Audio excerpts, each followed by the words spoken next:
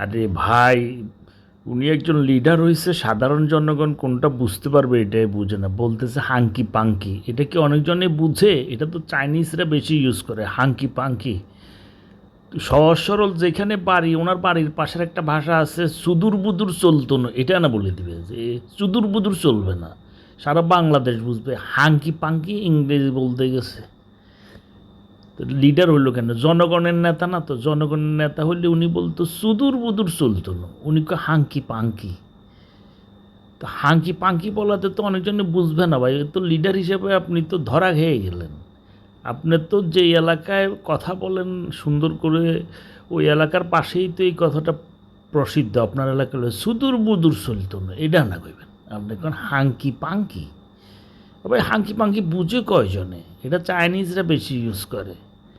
বুঝতে পেরেছেন? আপনি নেতা হিসেবে তো ধরা খেয়ে গেলেন গো।